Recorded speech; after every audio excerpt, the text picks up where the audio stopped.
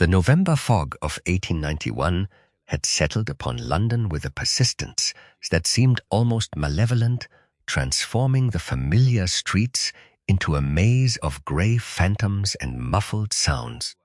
From our sitting room at 221B Baker Street, the world beyond our windows appeared as little more than suggestion and shadow, the gas lamps struggling to pierce the thick veil that had descended upon the city like a burial shroud. It was on such a morning that I found my friend Sherlock Holmes in one of his restless moods, pacing before the fireplace with the nervous energy of a caged predator, his sharp features illuminated intermittently by the dancing flames. "Watson," he declared without preamble as I entered the room, "observe how this infernal fog has reduced our great metropolis to a collection of disembodied voices and phantom footsteps.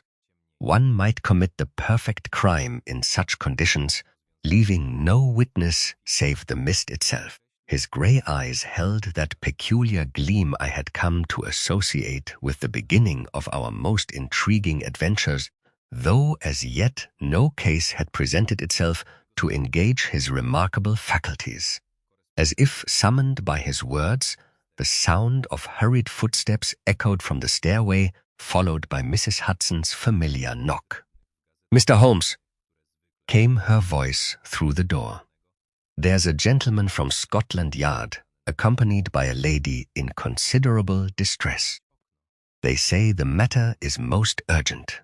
Holmes's demeanor transformed instantly, the restless energy focusing into sharp attention. "Send them up immediately, Mrs. Hudson." He turned to me with that thin smile that invariably preceded our most challenging cases. "It appears the fog has delivered us a mystery after all, Watson." Inspector Lestrade entered first, his weathered face bearing an expression of professional bewilderment that I had rarely seen upon his usually confident features. Behind him came a woman of perhaps 30 years, elegantly dressed despite the early hour, her dark eyes red-rimmed with recent tears, yet burning with a fierce determination that spoke of considerable strength of character. "Mr. Holmes, Dr. Watson," Lestrade began, removing his hat with uncharacteristic hesitancy, "I find myself confronting a case that defies every principle of criminal investigation I have learned in 20 years with the Yard. May I present Miss Evangeline Ashford, whose uncle, Mr. Theodore Ashford, has vanished under circumstances that are, quite frankly, impossible." The lady stepped forward with admirable composure, despite her evident distress. "Mr. Holmes, I have heard of your reputation for solving cases that baffle ordinary minds. I pray you can help us, for I fear my uncle is in mortal danger, if indeed he still lives." Holmes gestured toward the chairs by the fire, his manner immediately attentive and courteous. "Please, Miss Ashford, be seated. Inspector Lestrade, you as well. Now then, pray tell me the circumstances of your uncle's disappearance, omitting no detail, however trivial it may seem." Miss Ashford composed herself with visible effort before beginning her account. "My uncle is a man of precise habits, Mr. Holmes. He retired to his study at precisely 9 o'clock last evening, as is his custom, to attend to his correspondence. The study is on the second floor of our house in Belgravia, with windows that overlook the garden.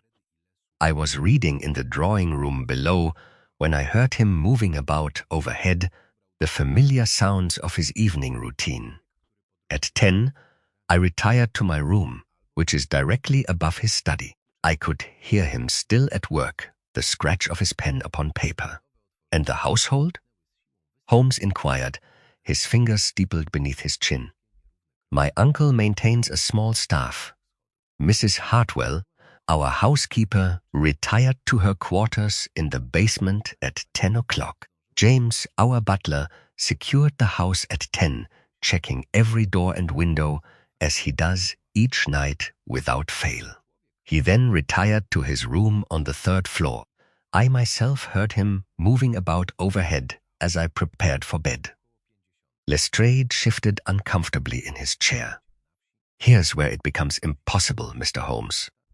Miss Ashford was awakened at midnight by what she describes as a sound like breaking glass.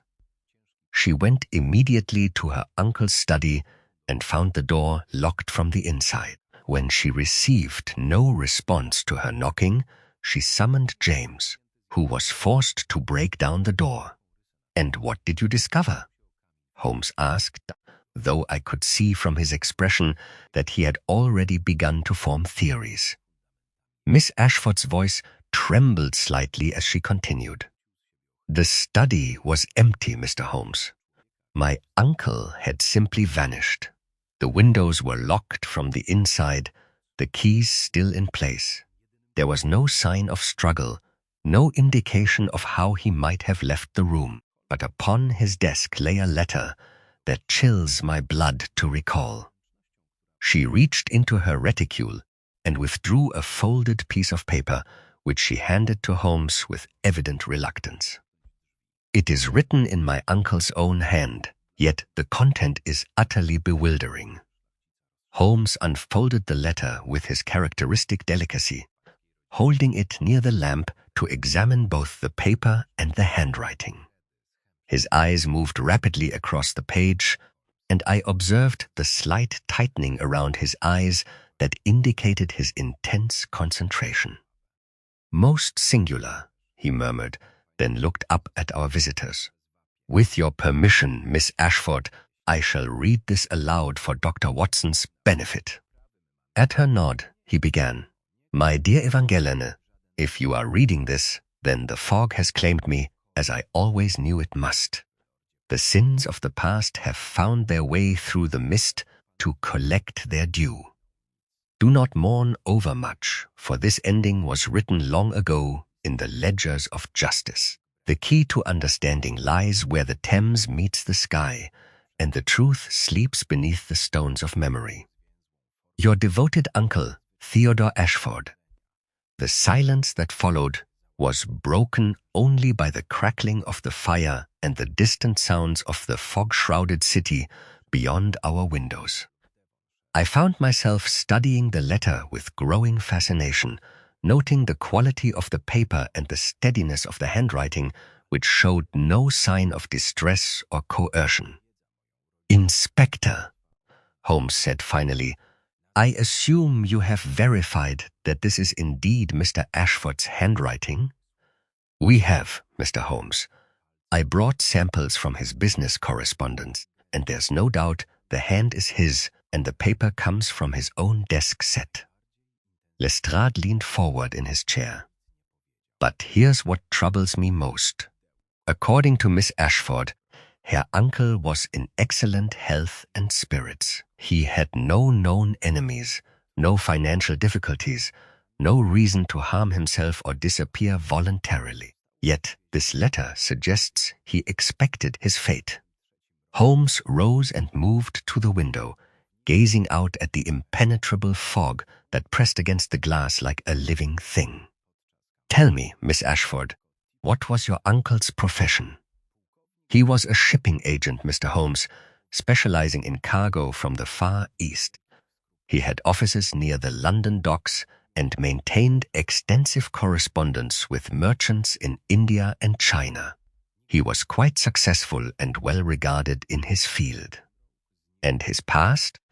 "Any military service, travel to exotic locations, involvement in matters that might have made him enemies." Miss Ashford hesitated, a shadow crossing her features. "He served briefly in India as a young man, though he rarely spoke of those days. I know there was some unpleasantness that led to his early return to England, but he never discussed the details. He always said the past was best left buried." Holmes turned from the window, his eyes now bright with that familiar intensity that indicated the game was truly afoot. "Yet it appears, Miss Ashford, that the past has refused to remain buried." Inspector, I shall need to examine Mr. Ashford's study immediately. The fog may have delivered this mystery to us, but I suspect the solution lies not in supernatural intervention, but in very human motives and methods. As we prepared to venture into the grey maze of London's fog-shrouded streets, I could not shake the feeling that we stood at the threshold of one of our most challenging cases.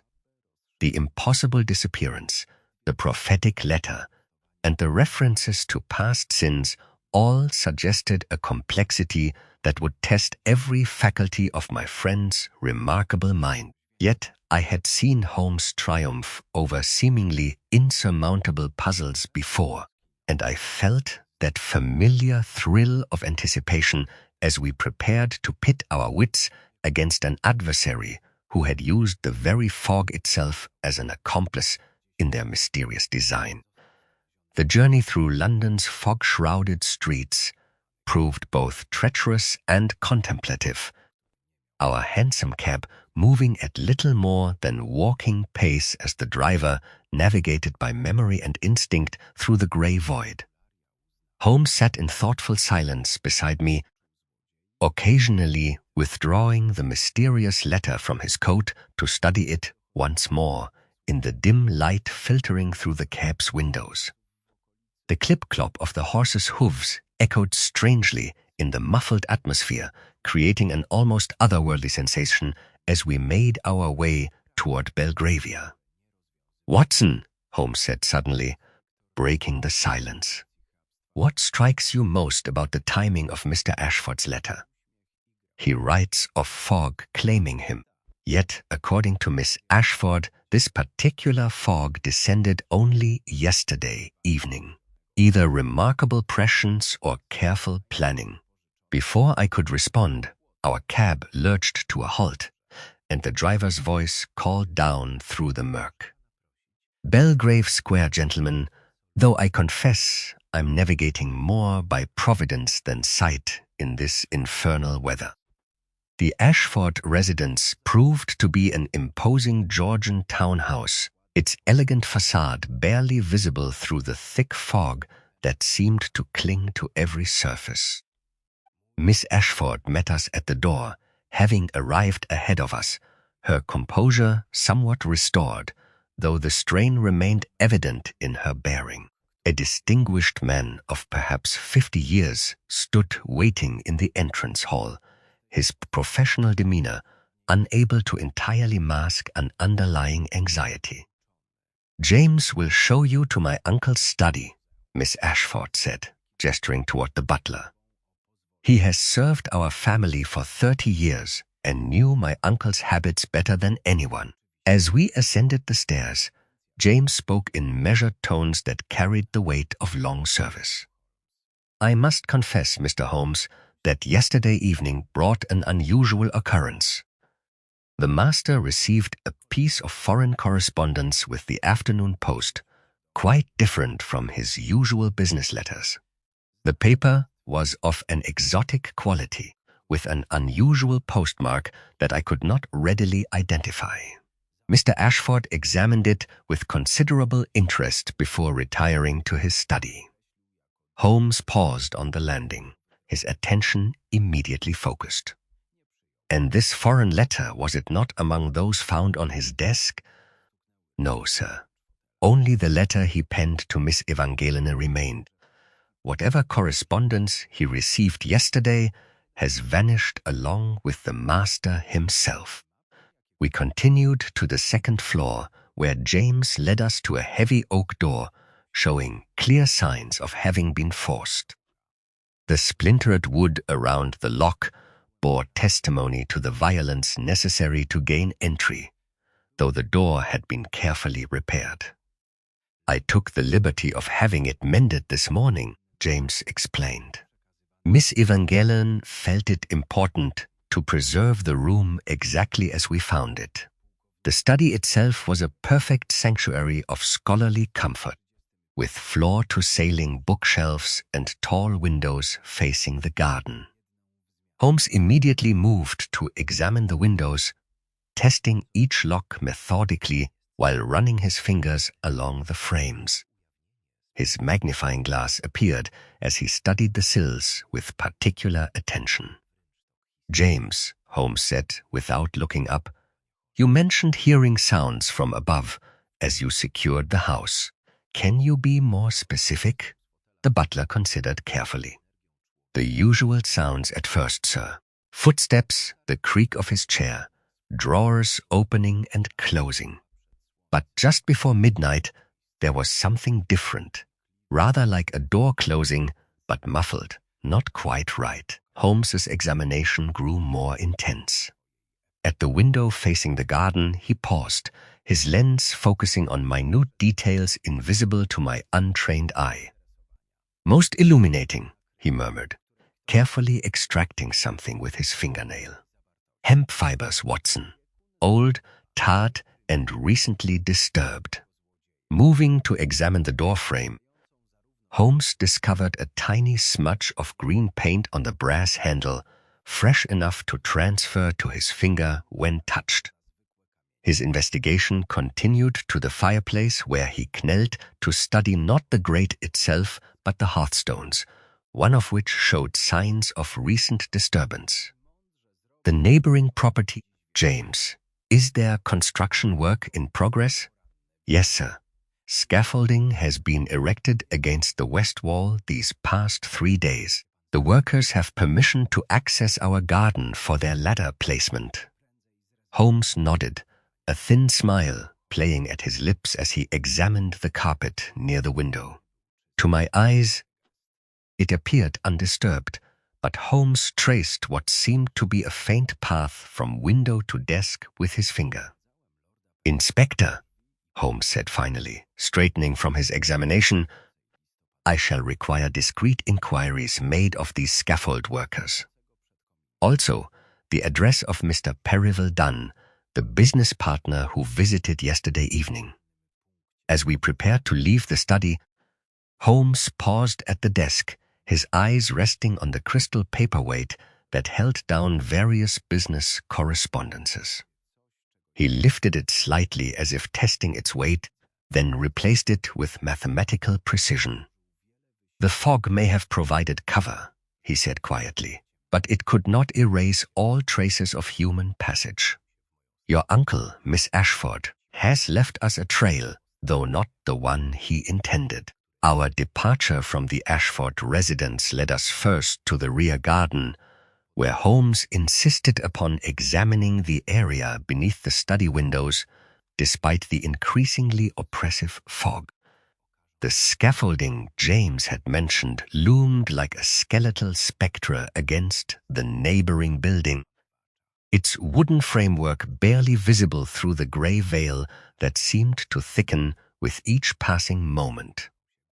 Holmes dropped to one knee beneath the study window, his magnifying glass appearing as if by magic as he scrutinized the stone sill with methodical precision.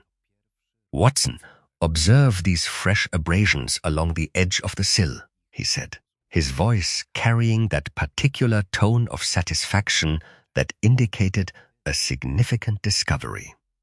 "The stone has been recently scored by rope under considerable tension, and here he indicated a dark smear, barely visible to my untrained eye, traces of tar that have not yet dried completely." Moving with the fluid grace that characterized his investigations, Holmes traced an invisible line from the window toward the scaffolding, pausing occasionally to examine the gravel path with his lens. "2 sets of footprints, Watson, though the fog and morning dew have obscured much.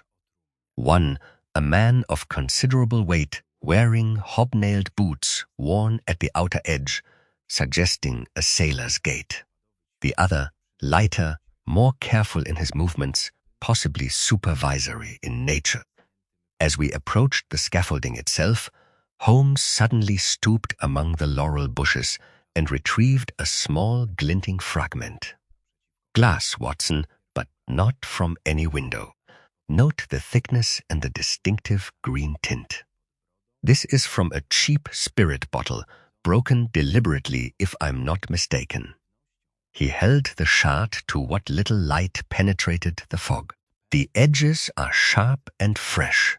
If Miss Ashford heard breaking glass at midnight, it was this that roused her, not any disturbance within the study itself. A carefully timed signal, I would venture. Our return to the house brought us face to face with Miss Ashford, who had been anxiously awaiting our return. Holmes settled into a chair opposite her in the drawing-room, his manner becoming more focused and urgent. Miss Ashford, I must ask you to recall yesterday evening with absolute precision. You mentioned your uncle received unusual correspondence. Can you describe his reaction in greater detail? She pressed her hands together, concentrating deeply. When James brought the Morning Post, Uncle Theodore was taking his breakfast in the dining room. I heard him exclaim something under his breath when he opened that particular letter, something about the past refusing to stay buried. He seemed genuinely shaken, though he attempted to conceal it when I inquired about his distress. And the evening visit from Mr. Percival Dunn? That was most unusual, Mr. Holmes. Mr. Dunn appeared quite unexpectedly around 7 o'clock, claiming urgent business that could not wait until morning. What struck me as particularly odd was that he carried a worn leather satchel of foreign manufacture, which he clutched rather protectively. Yet when he departed nearly an hour later, he left empty-handed. The satchel had simply vanished. Holmes exchanged a meaningful glance with Inspector Lestrade, who had been taking careful notes throughout our investigation. James, Holmes called to the butler. This satchel that Mr. Dunn carried, you observed it closely. Indeed, sir, quite distinctive it was, with brass fittings and what appeared to be Eastern script embossed upon the leather. Mr. Dunn seemed most reluctant to let it out of his sight, taking it with him into the study. Yet, as Miss Evangeline noted, he departed without it, though I heard no sound suggesting he had left anything behind. Returning once more to the study, Holmes conducted a more thorough examination of the desk area, his attention drawn to the crystal paperweight and the surrounding papers. From the ashtray he extracted a tiny cone of grey ash with a yellowed ring of paper clinging to it. A cheroot, Watson, rolled coarse and bound with cheap dye, not of English manufacture, but rather the type one finds in the markets of Kolkata or Bombay. The air above the desk still carried a faint exotic fragrance that Holmes identified immediately. Sandalwood, Watson. The foreign correspondence James mentioned was indeed from the East and recently opened. The scent lingers in the very wood of the desk. As we prepared to depart for Mr. Dunn's office, Holmes paused in the entrance hall, his attention drawn to faint traces of dried mud near the door. Despite James's assertion that the floors had been cleaned the previous afternoon, these traces were clearly recent. Holmes knelt to examine them more closely, finally scraping a small sample into an envelope. Red clay, Watson, quite distinctive and not found naturally in London's soil. Our Mr. Dunn brought more than urgent business to this house yesterday evening. This clay suggests recent travel to regions where such soil is common, possibly the docks area where Eastern goods are unloaded. The journey to Mr. Dunn's office took us through increasingly narrow and fog-shrouded streets toward the Thames, where the maritime atmosphere grew more pronounced with each turn. The building that housed Dunn's business proved to be a respectable structure wedged between commercial establishments, its windows barely visible through the persistent fog. Mr. Percival Dunn himself was a man of stout build and florid complexion, who rose with evident surprise when we were announced. His initial expression of shock at news of his partner's disappearance seemed genuine, though Holmes observed him with that particular intensity reserved for potential suspects. Mr. Ashford seemed in excellent spirits when I saw him yesterday, Dunn explained, settling behind his mahogany desk. Perhaps a trifle preoccupied with a recent shipment from Kolkata, but nothing that suggested any distress. Our conversation was purely business, concerning prospects for a new trade route. Holmes's eyes swept across the office, taking in every detail with characteristic thoroughness. His gaze settled upon a small, intricately carved wooden box on a corner shelf, which he approached with studied casualness. A fine piece of craftsmanship, Mr. Dunn. Indian, I presume. Indeed, a gift from Theodore many years ago, when he returned from his service in the East. A small token of our friendship from more adventurous days. Dunn's voice carried a note of genuine nostalgia, though Holmes observed him carefully as he examined the box. As Holmes turned the carved box over in his hands, his thumb brushed against what appeared to be a faint scratch on its lacquered surface, barely visible unless one knew where to look. He replaced it precisely where he had found it, but I noted the slight tightening around his eyes that indicated significant interest. You mentioned Mr. Ashford received unusual correspondence yesterday, Holmes continued. Did he make any comment upon its contents? Only that it was a ghost from the past, and that he would deal with it in his own time. Theodore often used such dramatic turns of phrase, "You understand?"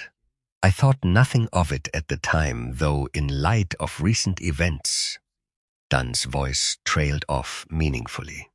As we prepared to leave, Holmes made one final observation that would prove significant.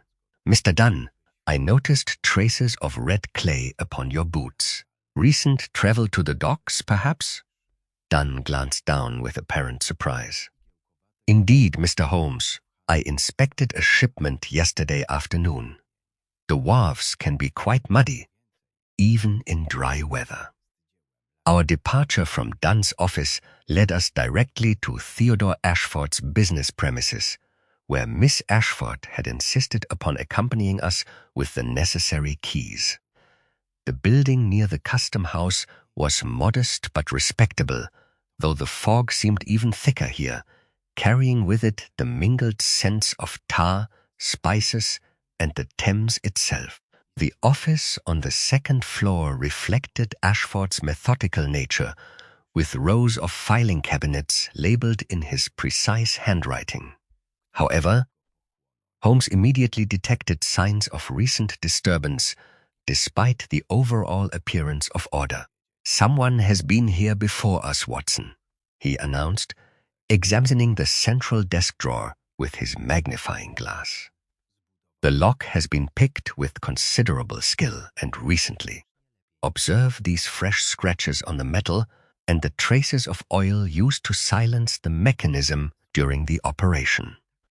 As Inspector Lestrade moved to examine the windows, and I began searching through the remaining papers, Holmes discovered that several files were missing from their expected locations.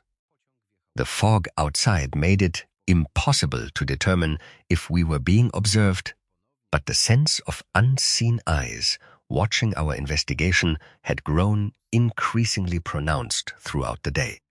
The game grows more complex, Watson, Holmes murmured as we concluded our examination. We have foreign correspondence, vanishing satchels, skilled burglary, and enough red herrings to stock a fishmonger's stall.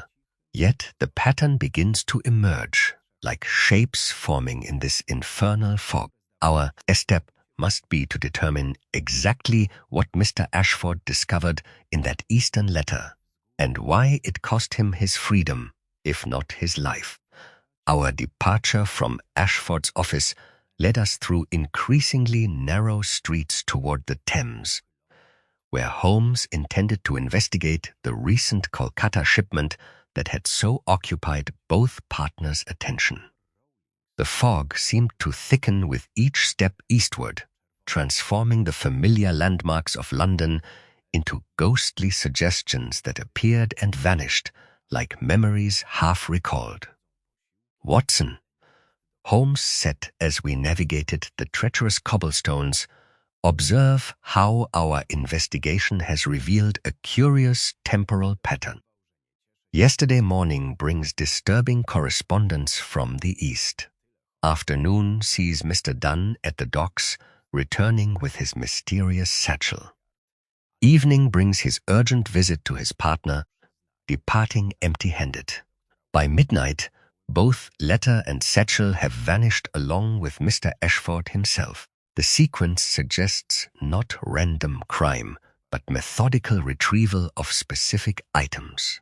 The London docks emerged from the fog like a scene from some maritime purgatory, the skeletal masts of merchant vessels disappearing into the grey void above our heads. The mingled scents of tar, exotic spices, and the Thames itself created an atmosphere both familiar and ominous. Holmes led us directly to the harbour master's office, where his reputation preceded him sufficiently to gain immediate cooperation. The Kolkata Dawn arrived 3 days past, the harbour master explained, consulting his ledgers with practiced efficiency.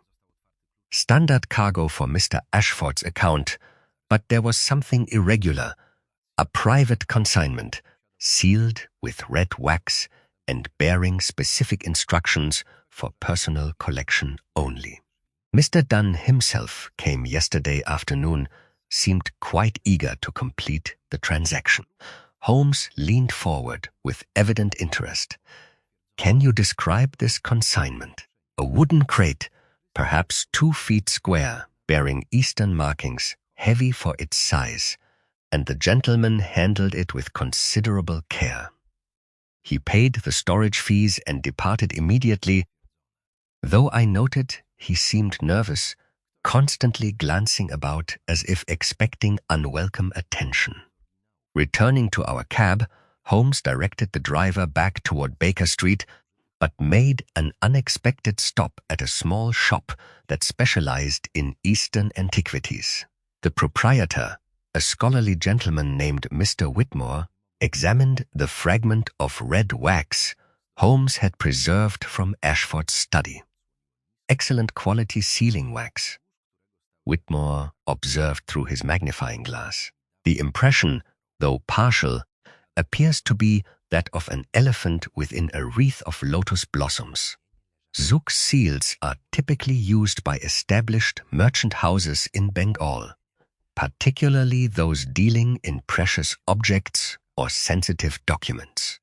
As we finally arrived at Baker Street, Holmes immediately ascended to his study and retrieved a small spirit lamp from his chemical apparatus. "Watson, there is one avenue of investigation we have not yet explored.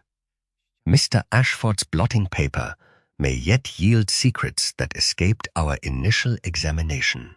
With characteristic precision, Holmes angled the blotting book toward the window and passed the flame beneath the paper without allowing it to touch. Gradually, as if conjured from the very air, faint, reversed impressions began to appear upon the fibers. Holmes traced the emerging letters with his pencil, connecting curves and strokes until recognizable words materialized. "Fascinating," he murmured, his eyes bright with satisfaction. "Old Wapping Stairs. Midnight. Return ledger." The appointment was made, Watson, though whether Mr. Ashford intended to keep it remains to be seen. Inspector Lestrade arrived as Holmes was completing his examination of the blotting paper, his face bearing an expression of grim satisfaction. "Mr. Holmes, my inquiries have borne fruit. Mr. Dunn's financial situation is far more precarious than his outward success would suggest. His recent ventures have been stretched thin, and there are whispers of debts to some rather unsavory characters from his past. And what manner of past associates might these be, Inspector? Men who served with him in India, Mr. Holmes. It appears both Ashford and Dunn were involved in some incident during their military service, something that required diplomatic intervention to resolve quietly. The details remain sealed, but the implications are clear enough. Holmes nodded thoughtfully, though I detected that familiar reserve in his manner that suggested deeper contemplation. The evidence against Mr. Dunn accumulates with remarkable consistency, Inspector, perhaps too remarkable for my complete satisfaction. As evening approached, Holmes announced his intention to observe the midnight rendezvous at Wapping Stairs, though he insisted upon doing so from concealment rather than direct confrontation. If someone intends to return a ledger tonight, Watson, I prefer to learn their identity before revealing our own interest in the matter. The journey to Wapping through the fog-shrouded streets proved both treacherous and atmospheric, our cab moving at little more than walking pace as the driver navigated by memory and instinct. The ancient stairs, when we finally located them, descended into the Thames like stone fingers reaching into the dark water, their surfaces slick with moisture and age. Holmes positioned us in the shadows of a nearby warehouse from where we could observe the stairs without being detected. The fog provided excellent concealment, though it also limited our visibility to mere yards in any direction. The sound of water lapping against stone and the distant foghorns of river traffic created an almost supernatural atmosphere as we settled in to wait. Watson, Holmes whispered as we took our positions, whatever transpires tonight, remember that the obvious solution is often merely the most convenient screen for a more complex truth. Mr. Dunn may indeed be guilty of something, but whether that something is the disappearance of Theodore Ashford remains to be proven. As the hours passed and midnight approached, the fog seemed to thicken further, transforming our vigil into something resembling a scene from Gothic literature. The ancient stairs disappeared into the mist below, while the Thames itself became merely a suggestion of movement and sound in the darkness. Whatever secrets the night might reveal, I felt certain that our patient observation would yield insights that direct confrontation could never provide. The game, as Holmes would say, was most definitely afoot, though the true nature of our quarry remained as obscured as the fog-shrouded river before us. The church bells of Wapping had long since struck midnight when the first sound distinguished itself from the river's eternal murmur against stone. Holmes's hand found my sleeve in silent warning as the rhythmic creak of oarlocks emerged from the fog-shrouded Thames, growing steadily clearer through the impenetrable grey veil that had transformed London into a city of phantoms. A dark shape materialized upon the water, resolving gradually into a small rowing boat that moved with practiced stealth along the current. Two figures occupied the craft. One bent over the oars with the economy of movement that spoke of long familiarity with these treacherous waters, while the other crouched forward, clutching what appeared to be a wrapped bundle against his chest. The oarsman shipped his blades with expert precision, allowing the tide to carry them the final yards until the boat's nose kissed the slime-covered stones with barely a whisper. The passenger sprang ashore with surprising agility, his boots ringing against the ancient granite with the distinctive sound of hobnailed soles worn at the outer edge.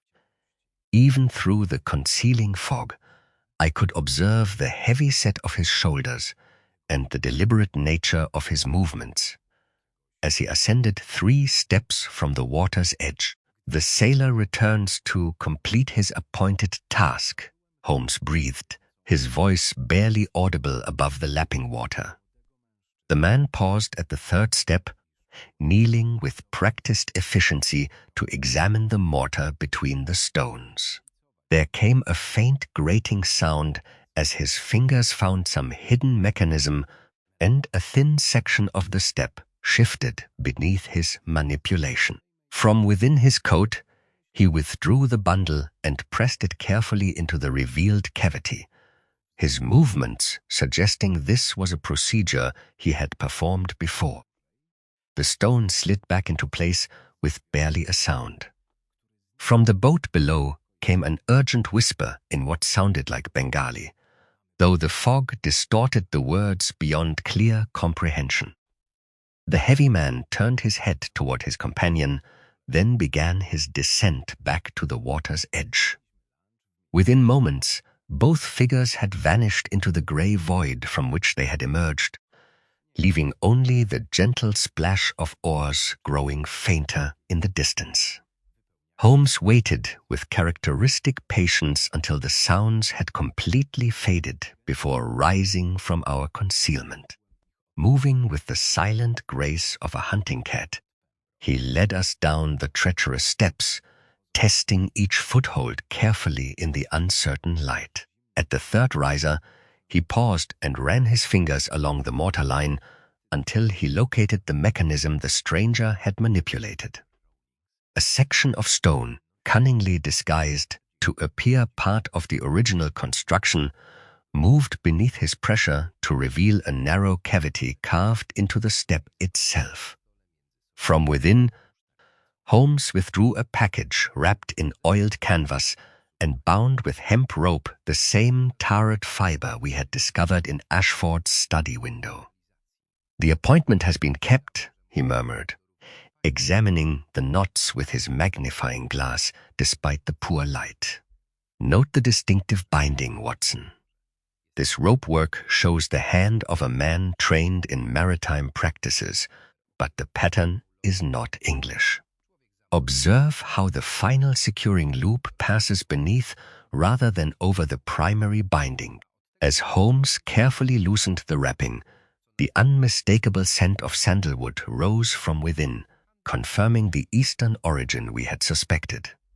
However, before he could examine the contents fully, the sound of approaching footsteps echoed from the cobblestones above, accompanied by the low murmur of voices engaged in urgent conversation. "Quickly, Watson," Holmes whispered, rewrapping the package with swift efficiency. "We have lingered too long at this particular stage." We retreated deeper into the shadows as 3 figures emerged from the fog, their movements betraying considerable familiarity with these dangerous riverside paths. The leader carried a shuttered lantern that cast only the faintest glow, while his companions moved with the careful precision of men accustomed to working in darkness.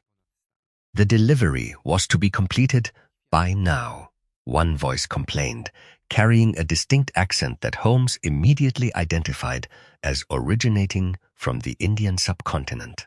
"If the package has not been properly placed, our entire arrangement becomes compromised." "Patience, Gupta," replied another voice, this one bearing the refined tones of English education despite its foreign origin. "The fog provides excellent cover for our purposes, but it also demands careful timing. The retrieval will proceed as planned."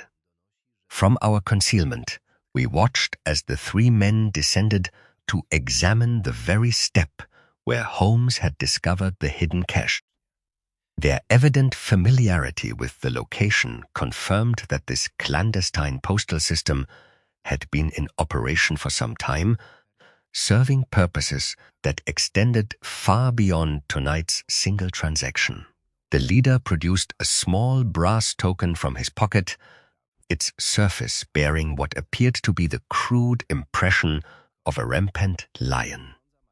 As he inserted this into some mechanism within the stone, I noticed traces of green paint upon his fingers, the same distinctive hue Holmes had discovered earlier in our investigation. "The package has been collected," the man announced with evident satisfaction. "Our mysterious benefactor has honored his commitment, though I confess curiosity about his ultimate intentions.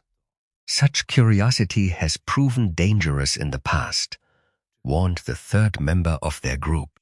"The company's reach extends far beyond the boundaries of empire, and old debts have a way of demanding payment when least expected." As the three men prepared to depart, Holmes made careful note of their physical characteristics and manner of speech, though the fog prevented clear observation of their faces. Their reference to the company provided another piece of the complex puzzle we were assembling, while their obvious professional competence suggested adversaries worthy of serious consideration. Once their footsteps had faded completely into the fog-shrouded streets, Holmes emerged from concealment with the wrapped package secure beneath his coat. "The game grows more intricate with each development, Watson," he observed, as we began our careful ascent from the river. "We have witnessed the operation of what appears to be an established network for clandestine communication, complete with recognition tokens and predetermined procedures. Our return journey through the fog-bound streets provided opportunity for Holmes to examine our prize more thoroughly.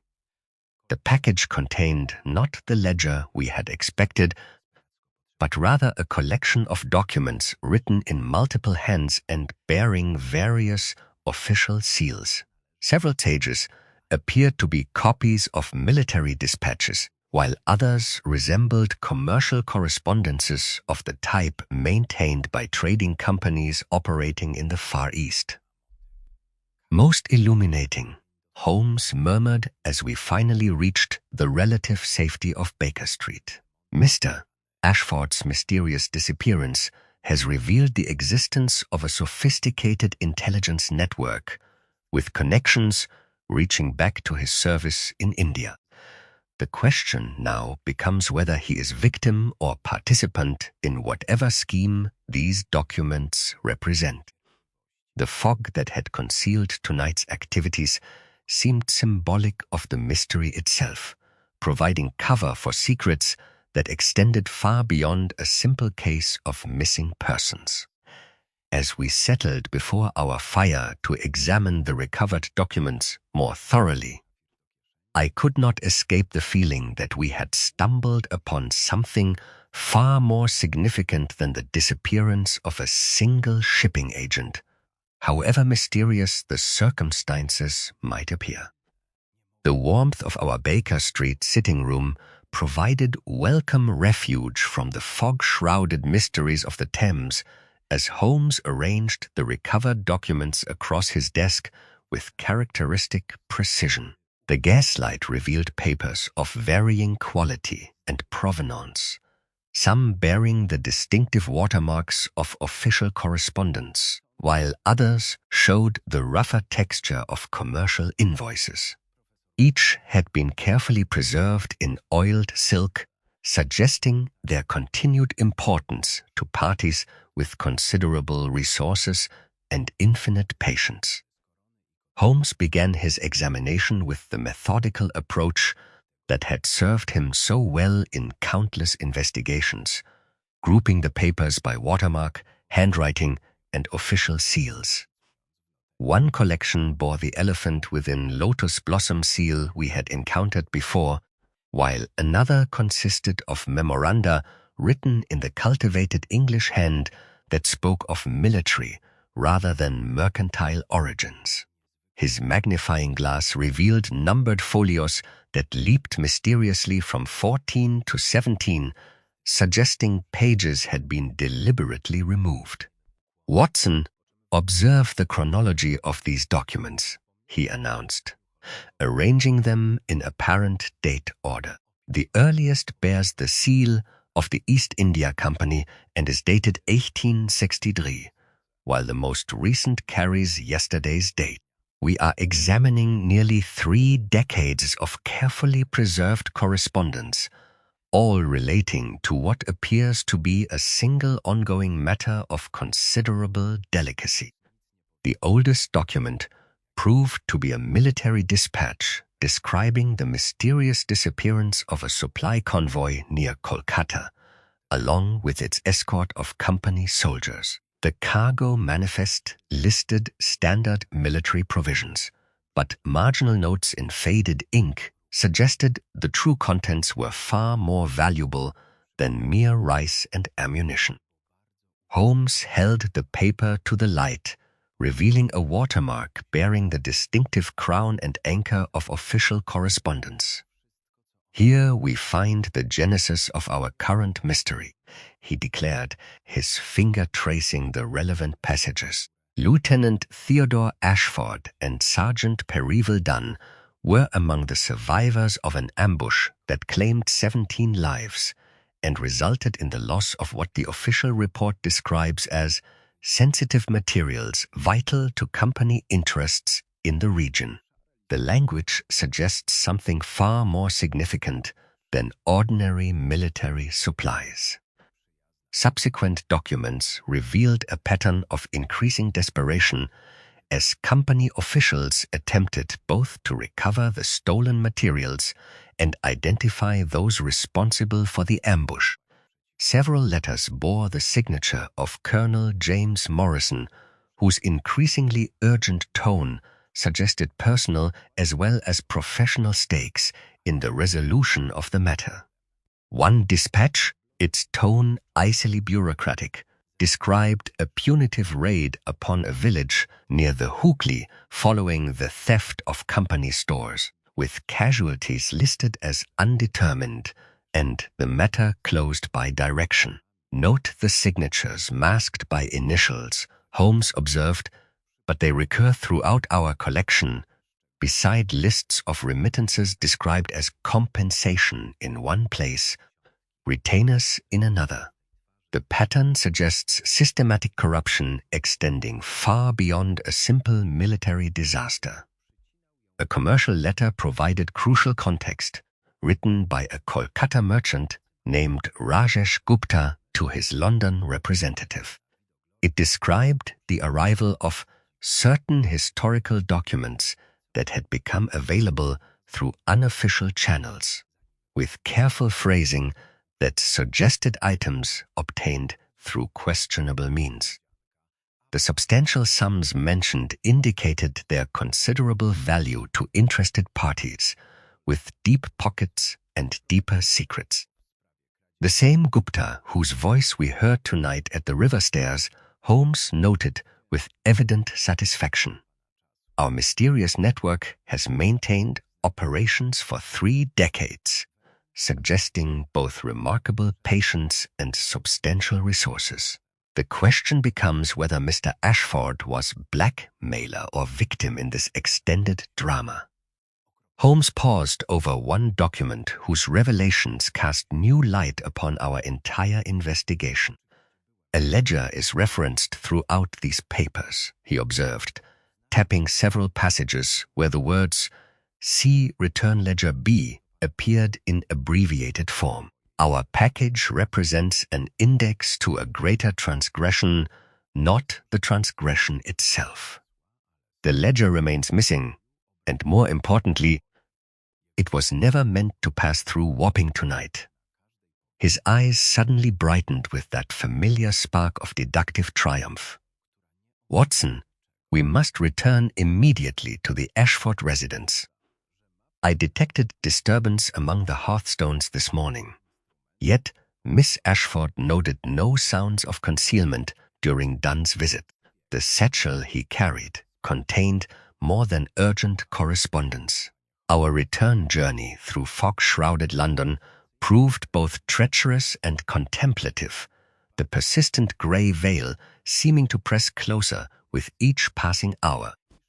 James admitted us without question, his relief at our return evident despite his professional composure.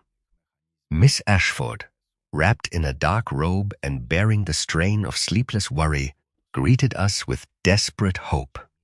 Holmes proceeded directly to the study, ignoring desk and windows alike in favor of the fireplace he had examined earlier.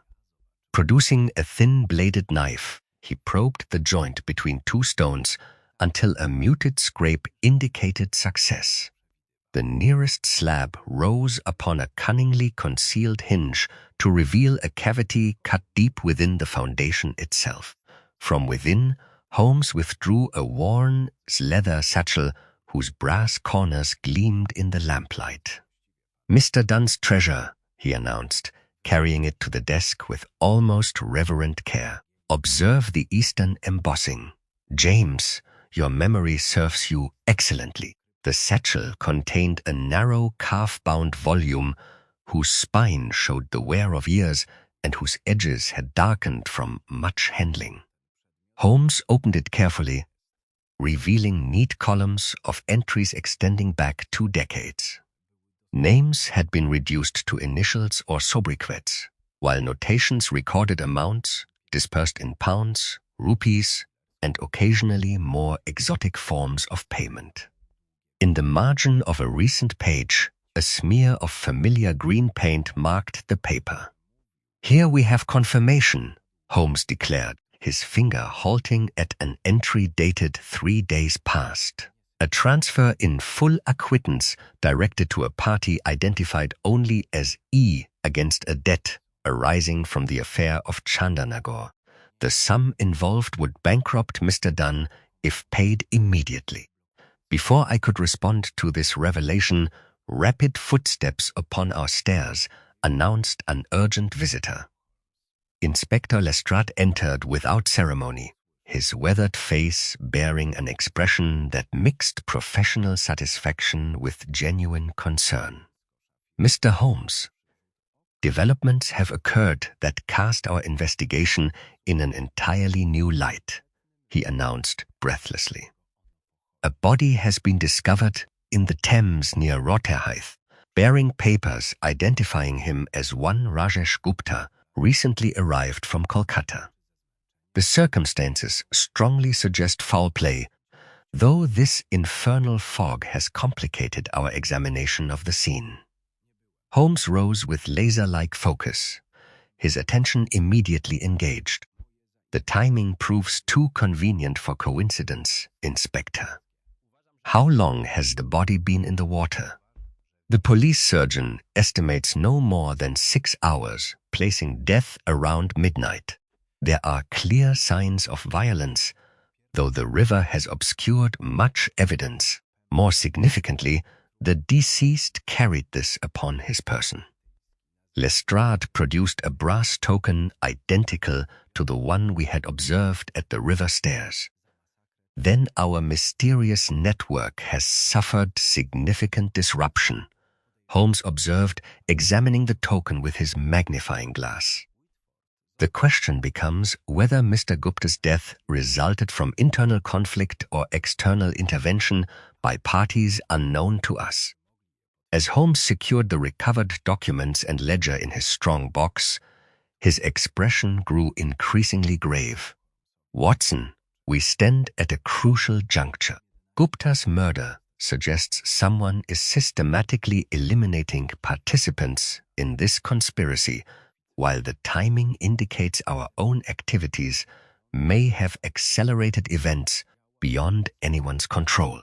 The implications of our discoveries weighed heavily as we prepared to examine this latest development. What had begun as the disappearance of a respectable shipping agent had evolved into something approaching international intrigue, with roots reaching back to the darkest corners of imperial administration and consequences that now included murder. "The fog that has concealed so much may soon lift," Holmes observed as we prepared to depart. "When it does, I suspect we shall discover that Mr. Ashford's disappearance was merely the opening move in a deadly game that has already claimed one life." Our task now becomes preventing further casualties, while unraveling 3 decades of carefully maintained deception before the body count rises higher still. The journey to Rotherhithe through London's fog-shrouded streets proved both urgent and ominous. Our hansom cab, moving with deliberate caution through the grey veil that seemed to press closer with each passing hour. Holmes sat in contemplative silence, the recovered ledger secure within his coat, while his fingers drummed against his knee with that particular rhythm I had learned to associate with accelerated deductive processes.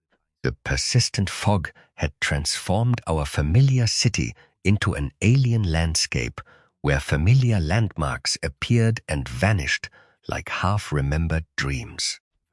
The Thames at Rotherhithe presented a scene of controlled investigation, with police lanterns casting eerie circles of illumination through the impenetrable mist, while constables moved about their grim duties with professional efficiency.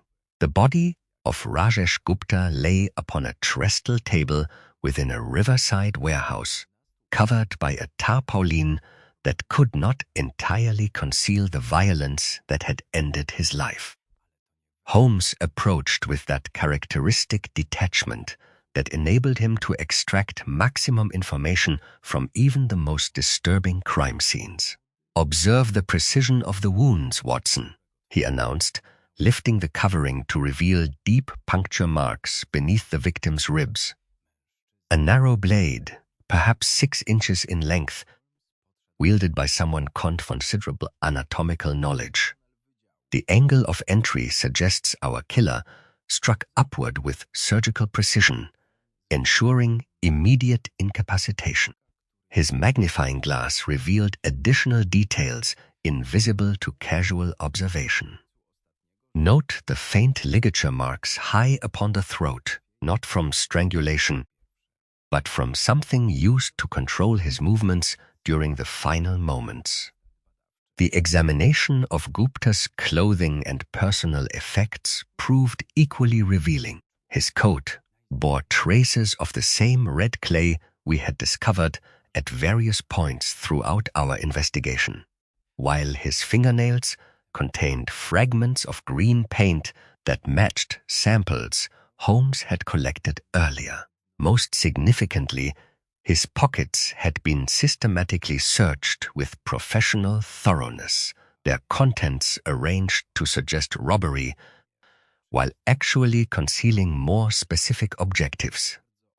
"The timing troubles me greatly, Inspector," Holmes observed as we moved away from the immediate crime scene. Gupta's death occurred within hours of our observation at Wapping Stairs, yet the precision of the killing suggests long-term planning rather than hasty improvisation. Someone anticipated his movements with remarkable accuracy, which implies either betrayal within their organization or surveillance by parties previously unknown to us. Our return to Belgravia led us once again to examine the scaffolding that had played such a crucial role in Ashford's mysterious disappearance.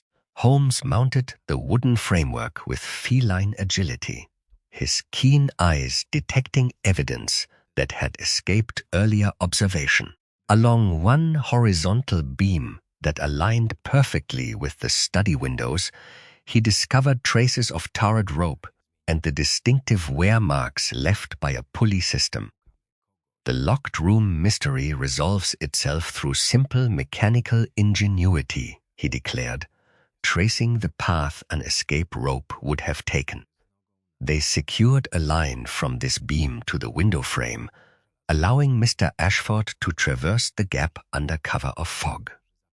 The sound Miss Ashford heard was not breaking glass within the study, but rather the pre-arranged signal that marked the completion of their operation. The foreman's records revealed that a casual laborer named Elijah Crowe had been employed for the past 3 days, but had failed to appear for work following the night of Ashford's disappearance. A tin of green paint bore the clear impression of a thumb, while the pattern of its use suggested someone familiar with both the building's layout and the household's evening routines. Holmes's examination of the study's interior revealed additional evidence of careful preparation. The crystal paperweight on Ashford's desk showed microscopic scratches, suggesting recent use as a signal device, while the arrangement of papers indicated someone had spent considerable time preparing for the evening's events. Most tellingly, traces of sandalwood lingered in the very wood of the desk, confirming that the mysterious Eastern correspondence had been opened and studied extensively before the night's dramatic conclusion. Watson, we stand at the convergence of multiple conspiracies, Holmes announced as we prepared to depart. The 30-year-old secrets of the Chandernagore affair, the systematic elimination of witnesses, and Mr. Ashford's own carefully orchestrated disappearance have combined to create a situation of extraordinary complexity. Gupta's murder suggests someone is accelerating the timeline, forcing resolution through violence rather than negotiation. As we returned to Baker Street through the persistent fog, Holmes outlined his growing understanding of the case's true dimensions. The recovered ledger represented not merely evidence of financial impropriety, but a comprehensive record of imperial corruption extending into the highest levels of government and commerce. The systematic payments recorded over 3 decades suggested not simple blackmail, but rather a complex arrangement that had maintained stability through carefully balanced obligations and mutual assured destruction. The fog that has concealed so much will soon lift, Holmes observed with characteristic prescience. When it does, I suspect we shall discover that Mr. Ashford's disappearance was neither kidnapping nor murder, but rather the opening gambit in a deadly endgame that has already claimed 1 life and threatens to claim many more before its conclusion. The implications of our discoveries weighed heavily as we contemplated the next phase of our investigation. What had begun as a simple missing person case had evolved into something approaching international intrigue, with roots reaching back to the darkest corners of imperial administration and consequences that now included professional assassination.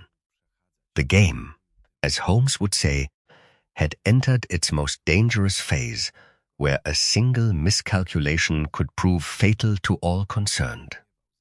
The grey dawn found Holmes seated at his desk in our Baker Street sitting room, the recovered ledger opened before him, and the mysterious documents arranged with mathematical precision across the mahogany surface. He had not slept, his restless energy channeled into intensive analysis of the 30-year chronicle of corruption that lay spread beneath the gaslight. Twice during the night I had observed him consulting his extensive files on colonial administration, cross-referencing names and dates with the methodical thoroughness that characterized his most complex investigations. "Watson," he announced as I entered with our morning coffee, "observe these entries from the summer of 1860 Dries. Substantial payments to parties identified only by initials, but the timing corresponds precisely with the Chandernagore massacre referenced in our recovered documents. The amounts suggest not mere compensation, but systematic elimination of witnesses through financial inducement rather than physical violence." Before I could respond to this revelation, Mrs. Hudson's urgent knock interrupted our consultation. "Mr. Holmes, there's a gentleman from the War Office below, accompanied by a young lady in considerable distress. Both insist the matter cannot wait." and the gentleman bears official credentials. The visitors proved to be Colonel James Morrison, a spare man of military bearing whose weathered features spoke of long service in distant climates, and Miss Sarah Whitmore, a plainly dressed woman of perhaps 25 years, whose evident terror could not entirely mask the intelligence that burned in her dark eyes. Morrison presented his card with ceremonious precision, while Miss Whitmore clutched a sealed envelope with hands that trembled despite her obvious efforts at self-control. "Mr. Holmes," Morrison began, his voice carrying the clipped authority of long command, "you possess documents of grave importance to the Empire.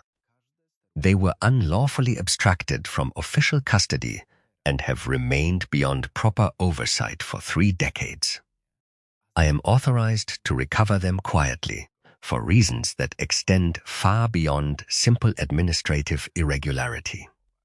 Holmes regarded the colonel with that penetrating stare that had unnerved countless suspects. "Your authority is noted, Colonel, but I have before me the murder of Rajesh Gupta and the mysterious disappearance of Theodore Ashford. Until those matters are resolved, the documents remain where they are safest." Miss Whitmore stepped forward with sudden courage. "Mr. Holmes, I am employed as a clerk in the offices of Morrison, Hartwell and Associates, solicitors specializing in colonial affairs. Yesterday evening, I discovered correspondence that places not only my life but Mr. Ashford's in mortal danger. This envelope was thrust beneath our office door at midnight, bearing instructions that chilled my blood." Holmes accepted the envelope with characteristic delicacy, examining the paper and seal before breaking it open. His eyes moved rapidly across the contents, and I observed that familiar tightening around his features that indicated significant concern. "The ransom demand," he announced, holding the letter where both Morrison and I could observe its contents. "Bring the return ledger B to Greenwich Observatory at 8 this evening. Come alone and unarmed. The gentleman whose welfare concerns you will be exchanged in good order if you obey. Where the Thames meets the sky, truth waits beneath stone." Colonel Morrison's face had grown increasingly grave during Holmes's recitation. "Mr. Holmes, you must understand that this ledger represents more than simple financial irregularity. The Chandernagore affair involved the systematic looting of temple treasures under cover of military necessity. The profits were divided among a syndicate that included officials at the highest levels of colonial administration. Exposure would destroy careers, topple governments, and potentially destabilize our entire position in the East." Holmes rose and moved to the window, gazing out at the fog that still clung to the London streets despite the advancing morning. "Colonel, your concern for imperial stability is noted, but I suspect the true threat lies not in exposure of past corruption, but in the systematic elimination of witnesses that has already claimed one life and threatens to claim others." Miss Whitmore's account provided crucial confirmation of Holmes's growing theory. Morrison, Hartwell and Associates had maintained extensive files on the Chandernagore participants, including detailed correspondence with parties whose names appeared throughout the recovered ledger. More significantly, the firm had recently received instructions to liquidate certain assets and transfer the proceeds to Swiss accounts, suggesting preparation for hasty departure from England. "The pattern becomes clear," Holmes declared, turning from the window with renewed energy. Mr. Ashford's disappearance was not kidnapping, but strategic withdrawal. The locked room, the mysterious letter, the breaking glass, all elements of an elaborate deception designed to create the appearance of supernatural intervention while concealing very human methods of escape. His analysis, delivered with characteristic precision, revealed the true complexity of the situation. The scaffolding had provided the means of egress, with Elijah Crow serving as accomplice rather than abductor. The rope we had discovered, the green paint traces, the carefully timed signal, all confirmed that Ashford had orchestrated his own disappearance upon learning of the conspiracy's intention to eliminate him permanently. But why the elaborate charade? I inquired, though I suspected Holmes had already deduced the answer. Because, Watson, Mr. Ashford understood that his only protection lay in making himself more valuable alive than dead. The ledger represents not merely evidence of past corruption, but a comprehensive record of ongoing operations that extend far beyond the original Chandernagore affair. By disappearing while apparently under threat, he forced his enemies into the open while maintaining control of the situation. Colonel Morrison's expression had grown increasingly troubled during Holmes's exposition. Mr. Holmes, if your deductions are correct, then we face a situation far more dangerous than simple blackmail. The syndicate you describe has evolved into something approaching a shadow government with resources and connections that extend throughout the empire. Holmes nodded grimly. Precisely why Gupta's murder represents not random violence, but systematic elimination of potential witnesses. Someone is accelerating the timeline, forcing resolution through assassination rather than negotiation. As our visitors prepared to depart, Holmes outlined his strategy for the evening's confrontation. Rather than delivering the actual ledger to Greenwich, he proposed using a carefully prepared decoy while positioning observers to identify and apprehend those responsible for the conspiracy. The plan required precise timing and considerable risk, but offered the best opportunity to rescue Ashford while preserving the evidence necessary to bring his enemies to justice. The fog that has concealed so much begins to lift, Holmes observed as Colonel Morrison and Miss Whitmore took their leave. Tonight at Greenwich Observatory, we shall discover whether Mr. Ashford's gamble has preserved his life or merely delayed his inevitable fate. Either way, Watson, the game enters its final phase where 30 years of carefully maintained secrets will finally demand their reckoning. The afternoon brought final preparations for what promised to be the most dangerous confrontation of our investigation. Holmes spent considerable time preparing the decoy ledger, incorporating subtle markers that would identify anyone who handled it, while I reviewed our weapons and considered the tactical challenges posed by the Greenwich location. The fog continued to thin throughout the day, suggesting that tonight's events would unfold under clearer skies than we had experienced since the case began. Remember, Watson, Holmes said as evening approached, we seek not merely to rescue Mr. Ashford, but to expose a conspiracy that has operated with impunity for 3 decades. The stakes extend far beyond a single life, though that life remains precious to those who love him. As darkness fell and the appointed hour approached, I could not escape the feeling that we stood at the threshold of revelations that would forever change our understanding of the case that had begun with a simple missing person report.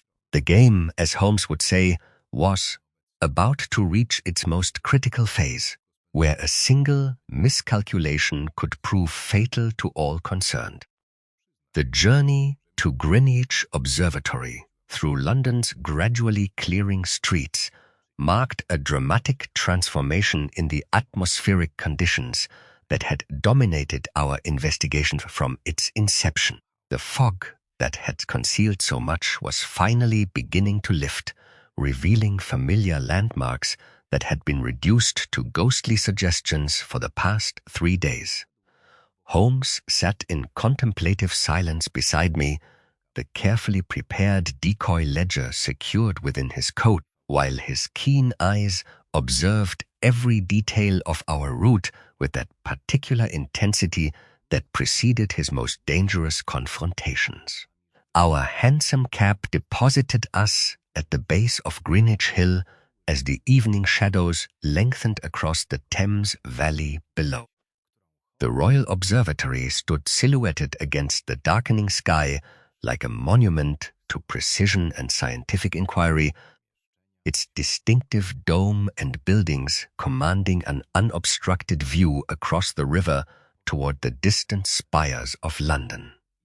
Holmes had chosen our approach with characteristic calculation, positioning us to observe the entire site while remaining concealed among the ancient trees that dotted the hillside. "Watson," he murmured as we took our positions, "observe how the clearing atmosphere has transformed our tactical situation. The fog that provided cover for so much deception now abandons our adversaries to clear observation, while the elevated position offers excellent sight lines in all directions. Tonight, 30 years of carefully maintained secrets will finally demand their reckoning." Inspector Lestrade and 3 carefully selected constables had taken concealed positions around the observatory grounds, their presence invisible to casual observation, but positioned to respond swiftly to Holmes's signal. The plan required delicate timing, as premature action might endanger Ashford's life, while delay could allow the conspirators to escape with their prize. Holmes had prepared the decoy ledger with meticulous attention to detail, incorporating subtle markers that would identify anyone who handled it while appearing identical to the original volume. As 8 o'clock approached, 3 figures emerged from the shadows near the observatory's main building, moving with the deliberate precision of men accustomed to clandestine operations. The leader's bearing immediately caught my attention, his military posture and authoritative manner unmistakably familiar despite the distance and uncertain light. Even before he stepped into the pale moonlight, I recognized the spare frame and commanding presence of Colonel James Morrison. "So our helpful War Office representative reveals his true allegiance," Holmes observed quietly, his eyes tracking the movements below with predatory focus. "Note how he positions his companions to control all approaches while maintaining clear retreat routes. This is not his first such operation." Morrison's companions flanked him with professional efficiency, one maintaining watch on the approaches, while the other remained near what appeared to be a 4th figure seated on a stone bench near the meridian line. Even at distance, the slumped posture and apparent restraints identified this as Theodore Ashford, though his precise condition remained unclear through the gathering darkness. Holmes began his descent toward the meeting point with measured steps, the decoy satchel visible in his left hand, while his right remained free for swift action.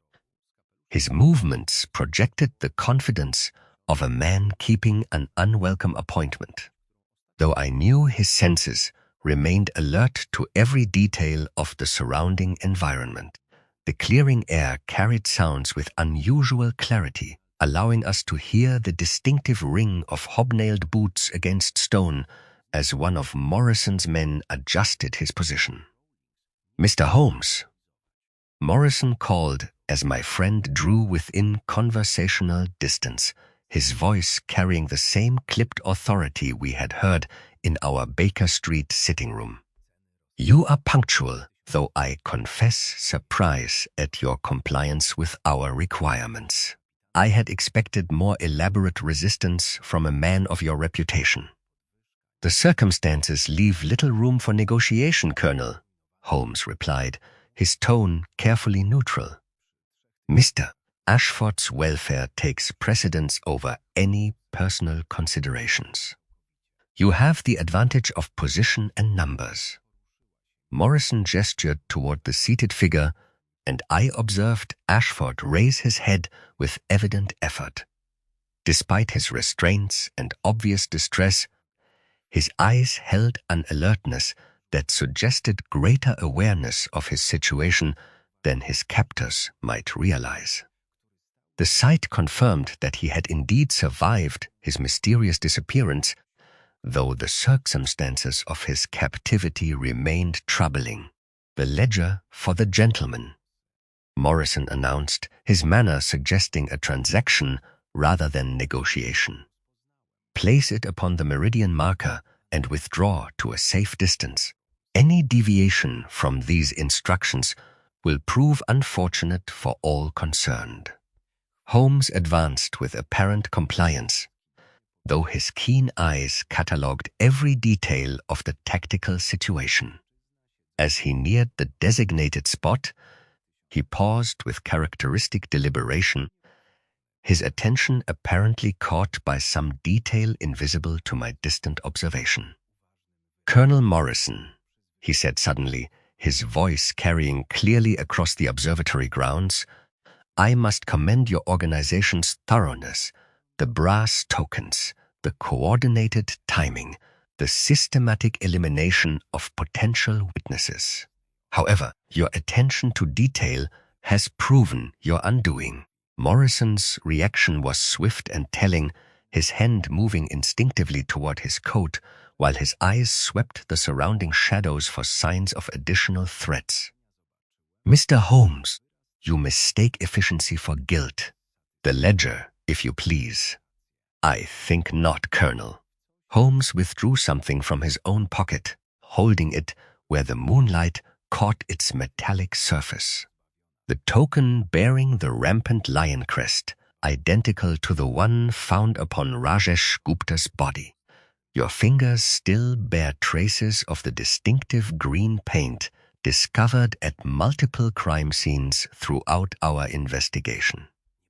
The revelation struck Morrison with visible force, his composed facade cracking to reveal the calculating mind beneath. His companions tensed visibly, their hands moving toward concealed weapons as the situation rapidly deteriorated from negotiation to confrontation.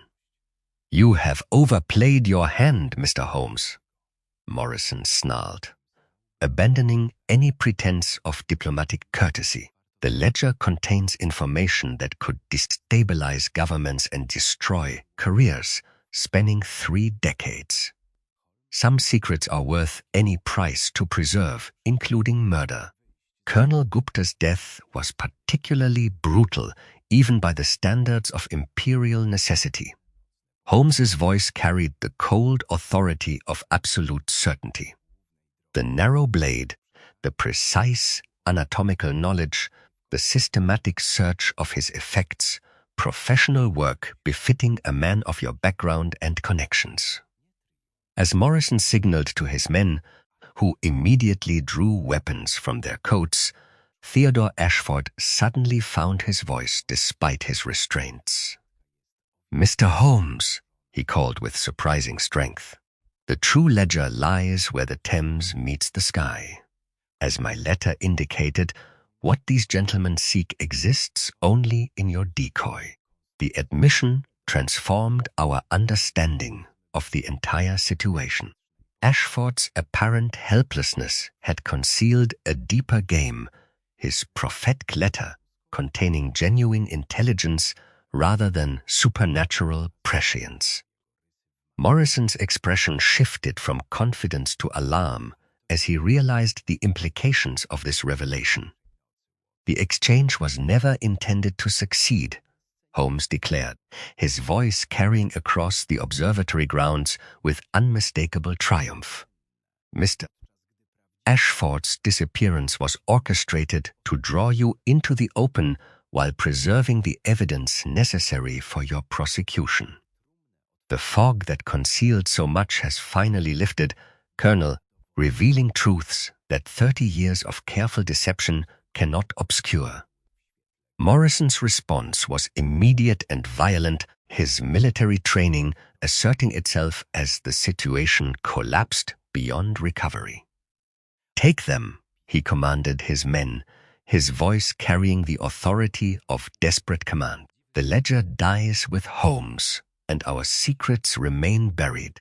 As weapons appeared in the moonlight and the peaceful observatory grounds erupted into deadly confrontation, I realized that our investigation had finally reached its most dangerous phase.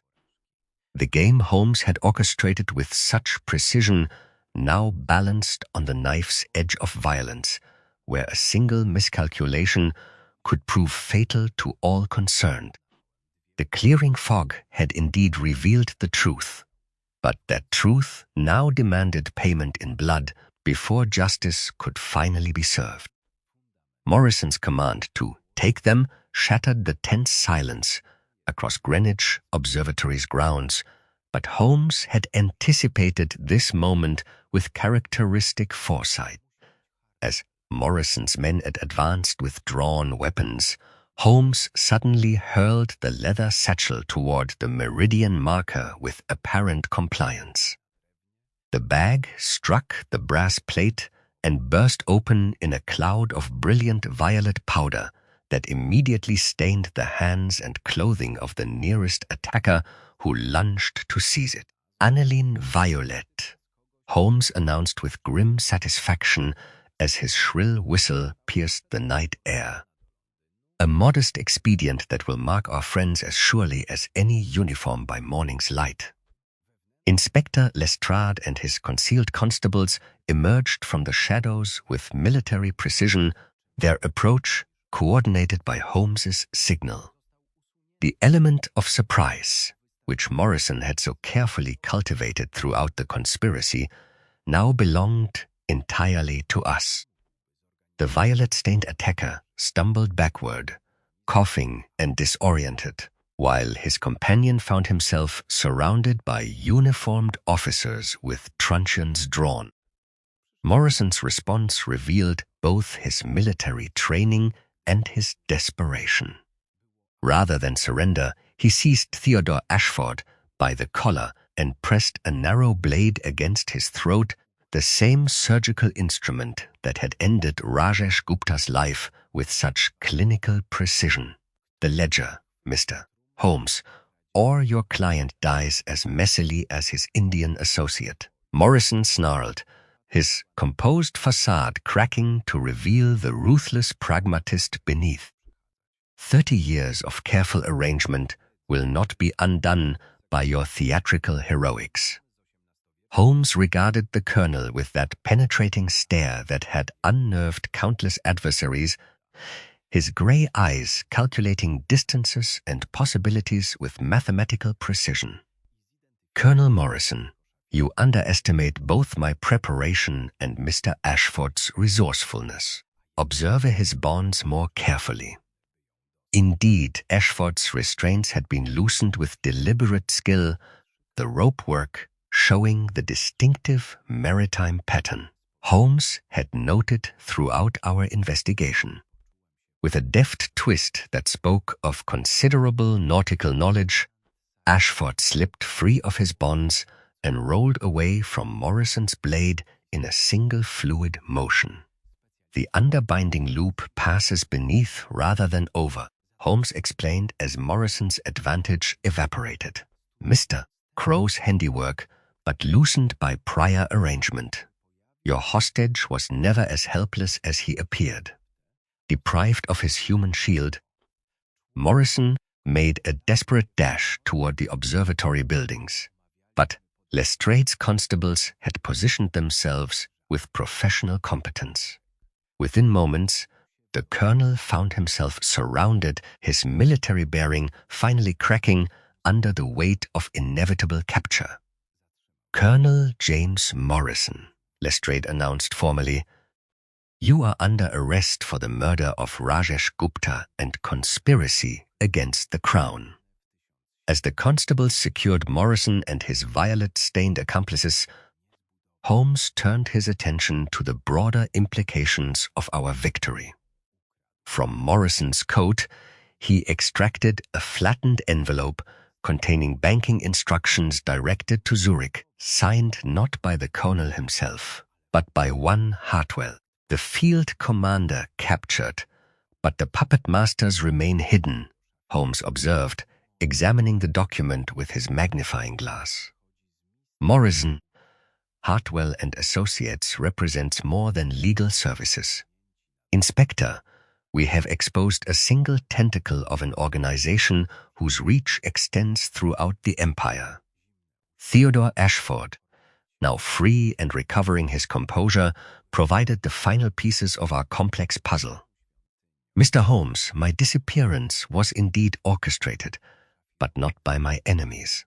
I realized that Morrison's syndicate intended to eliminate all witnesses to the Chandernagore affair, myself included. The only protection lay in forcing them into the open while preserving the evidence necessary for their prosecution. Holmes nodded with evident satisfaction. Your cryptic letter served its purpose admirably.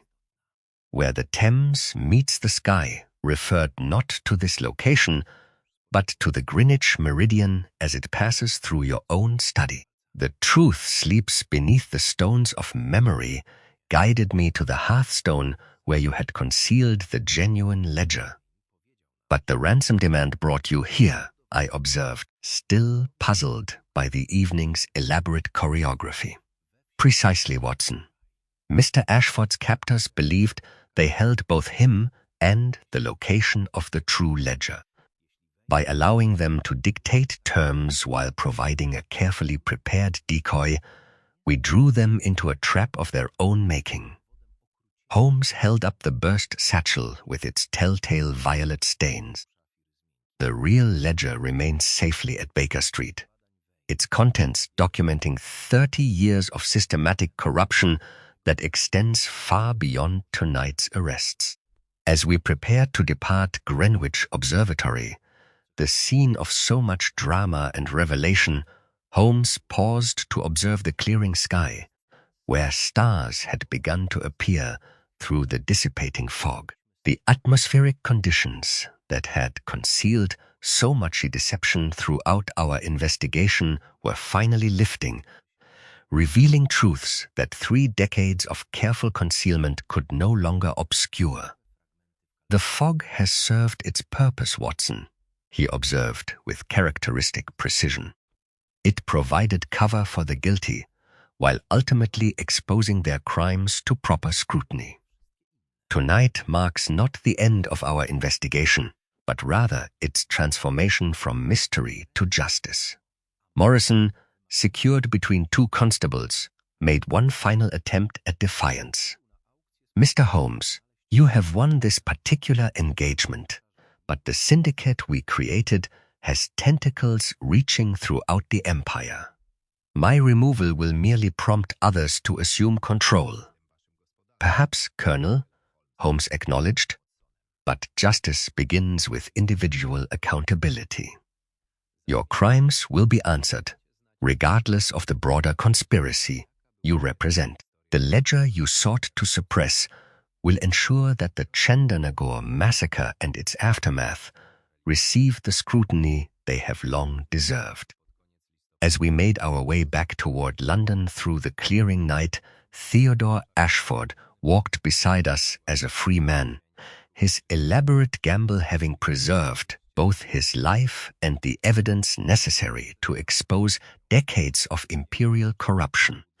The case that had begun with an impossible disappearance in a locked room had evolved into something far more significant, revealing the dark underbelly of colonial administration and the lengths to which powerful men would go to preserve their secrets. The game, as Holmes would say, had reached its most satisfying conclusion, where patient deduction and careful preparation had triumphed over violence and conspiracy. Yet even in victory, we remained mindful that tonight's arrests represented merely the beginning of a longer campaign to root out the corruption that had flourished in empire's shadow for far too long. The morning sun streaming through our Baker Street windows found London transformed. The oppressive fog that had shrouded our investigation finally lifted to reveal a city cleansed and clarified. Holmes sat at his desk with the genuine ledger open before him, its pages revealing the full scope of the conspiracy that had claimed Rajesh Gupta's life and threatened so many others. The violet powder that had marked our adversaries at Greenwich had proven as effective as any constable's truncheon, leaving Morrison's accomplices identifiable beyond any possibility of denial. Inspector Lestrade arrived with news that confirmed Holmes's most pessimistic assessments of the case's broader implications. "The interrogations have proven most illuminating, Mr. Holmes," he reported, settling into the chair opposite my friend. "Colonel Morrison has provided a complete confession, though I suspect more from pragmatic calculation than genuine remorse. The network we've exposed extends far beyond what any of us initially imagined." Theodore Ashford, now fully recovered from his ordeal and reunited with his grateful niece, provided the final pieces of our complex puzzle. His explanation revealed the true genius of his elaborate deception, though it had been born from desperate necessity rather than mere intellectual exercise. "Mr. Holmes, I realized 3 days ago that Morrison's syndicate intended to eliminate all witnesses to the Chandernagore affair," Ashford explained, his voice steady despite the gravity of his revelations. "The foreign correspondence I received was not a threat, but intelligence from a former associate warning me that my name had appeared on what he termed a final accounting. My only protection lay in forcing them into the open while preserving the evidence necessary for their prosecution." Holmes nodded with evident satisfaction, his fingers tracing entries in the ledger with characteristic precision. "Your cryptic letter served multiple purposes admirably, Mr. Ashford. To your enemies, it suggested supernatural intervention and inevitable fate, designed to accelerate their timeline and force precipitous action. To those with eyes to see, it provided precise directions to both your location and the evidence they sought. The technical explanation of the locked room mystery proved elegantly simple once Holmes laid out the mechanics. The scaffolding had provided not merely cover, but the essential infrastructure for Ashford's escape. Elijah Crowe, the missing workman, had secured a tarred rope from the horizontal beam to the study window, creating a bridge that could be traversed under cover of fog and darkness. The window catches, of a simple spring pattern, could be manipulated from outside using a thin strip of whalebone, leaving them securely fastened when James broke down the door. The breaking glass that awakened Miss Ashford was indeed a signal, Holmes continued, but not from within the study. Crowe, positioned among the laurel bushes, shattered a cheap spirit bottle at the pre-arranged time to mark the completion of the operation. The crystal paperweight's faint scratches indicated its use to reflect a lantern signal toward the garden, confirming that the way was clear for your uncle's departure. The broader implications of our discoveries proved as troubling as Holmes had anticipated. The ledger represented not merely evidence of historical corruption, but a comprehensive record of ongoing operations that had evolved into something approaching a shadow government within the empire's administrative structure. Systematic payments to officials throughout the colonial hierarchy had created a network of complicity that extended from the India Office to Parliament itself. Most disturbing, Holmes observed, turning to sections marked with red ink, are these entries documenting the elimination of potential witnesses over 2 decades. Rajesh Gupta's murder was merely the latest in a series of deaths, each carefully disguised as accident or natural causes. Morrison's surgical precision with a blade was not developed for a single operation. Inspector Lestrade's subsequent investigations revealed the full extent of Morrison, Hartwell and Associates operations. The firm had maintained offices throughout the empire, serving as a legitimate front for money laundering and intelligence gathering. Most significantly, Mrs. Hartwell, revealed to be Rupert Hartwell's widowed sister rather than a simple housekeeper, had been placed within the Ashford household years earlier to monitor activities of interest to the syndicate. The violet powder that marked our adversaries at Greenwich has proven invaluable in tracing their broader network. Lestrade reported with evident satisfaction.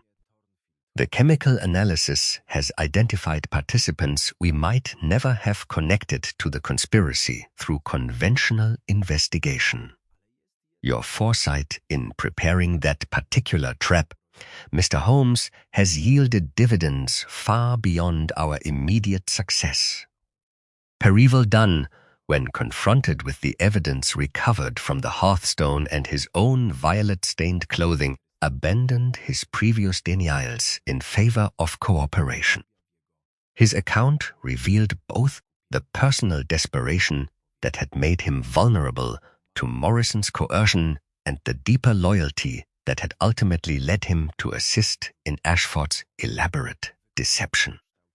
I carried the satchel from the docks with the intention of purchasing my freedom, Dunn admitted, his voice heavy with shame and relief. But when Theodore explained the true scope of Morrison's intentions, I realized that compliance would merely delay rather than prevent our destruction.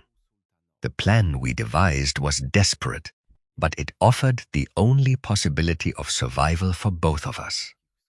As our investigation drew to its close, Holmes provided his characteristic analytical summary of the case's resolution.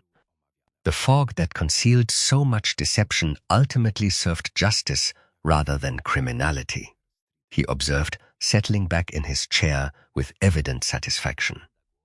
Mr. Ashford's elaborate disappearance drew his enemies into the open while preserving the evidence necessary for their prosecution. The supernatural elements of his letter masked very practical intelligence, while the locked room mystery concealed simple mechanical ingenuity. Miss Evangeline Ashford, whose courage throughout the ordeal had impressed us all, listened to Holmes's exposition with a mixture of horror and relief. Uncle Theodore has lived under threat of death for 30 years, she whispered, maintaining those terrible records as his only protection against men who would stop at nothing to preserve their secrets. Precisely, Miss Ashford, Holmes replied gently. Your uncle understood that his survival depended upon making himself more valuable alive than dead. The ledger represented insurance against violence, creating a form of mutual assured destruction that protected him as long as the records remained secure and their contents unknown to his enemies. The prosecutions that followed would shake the foundations of London society, though Holmes characteristically declined public recognition for his role in exposing the conspiracy. Colonel Morrison faced charges including murder, while Rupert Hartwell's attempt to flee to the continent ended in arrest at Harwich with a valise of incriminating documents.